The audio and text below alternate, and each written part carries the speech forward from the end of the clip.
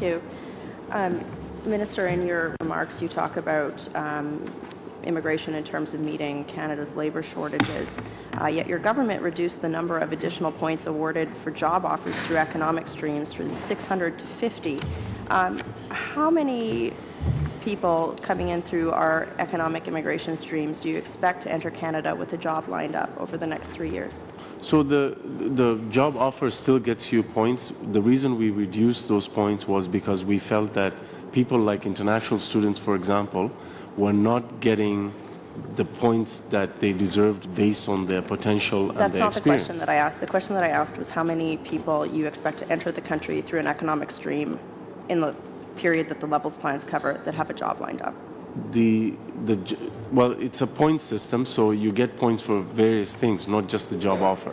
The reason we lowered those points was because having a job offer disproportionately advantaged some people, because everything was based on the job offer, virtually everything except instead of the language and the degrees and the educational background and so on. So that's why we did one could argue that an economic immigration stream is to bring in people to become employed. Just saying. So I'll ask my question again. How many people over the period of the levels plan do you expect to enter Canada that will have a job upon entering Canada? For the provincial nominee program, for example, most of them have job offers. Okay, so the Express entry is different.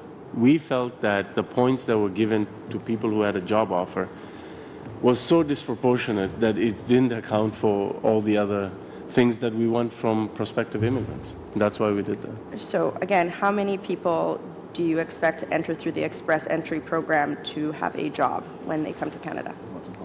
That's impossible to say because people are given points for a variety of things that they bring to the table, not just a job offer. So, would you not argue that the Express Entry system is designed specifically to bring people to Canada to become employed? The Express Entry system is designed to attract the best and the brightest from the world to help us. To become employed? Well, among other things, to also transfer skills, to transfer productivity, to transfer best practices. That sounds like a lot of buzzwords. We have a lot of other categories for people to enter the country into, including humanitarian streams. So I'm talking about skills. Skills should be applied to jobs in an economic stream. So how many people through the Express Entry stream do you expect to find a job when they enter Canada, given that you have lowered the points from 600 to 50?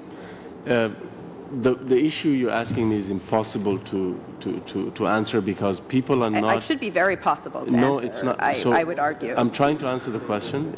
If you don't want me to answer the question, you can continue speaking, but I can answer the question if you want me to. So the question I asked, though, was how many people you expect to have a job when they enter Canada through the Express Entry program. Many of them. You've reduced the points. The problem is the Express Entry system is based on a number of factors. It's not just a job offer. If that was the case, then we would call it the job offer program. So the Express Entry system, though, arguably and ostensibly is under the economic stream to bring people, as you so illustriously quoted, to address the labor shortages linked to our aging population. So just labor to be clear, and skills shortages. I didn't just talk about labor. You can't tell us how many people you expect to have a job when they enter Canada through the Express Entry program after you've reduced the points from 600 to 50.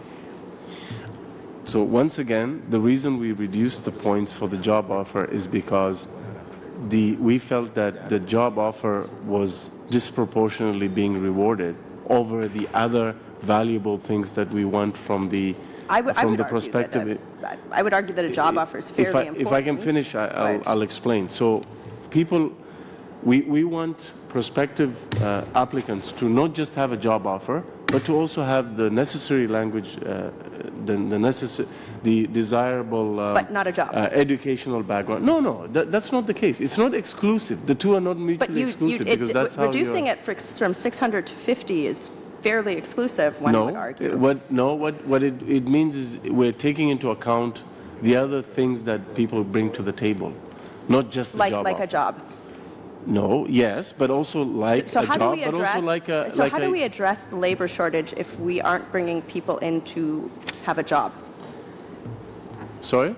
So how do we address the labor shortage, as you've outlined, if we aren't bringing people in to get a job? I would I'm argue afraid that I'm not going to give you a chance to answer that All right. question. I know you'd like to. The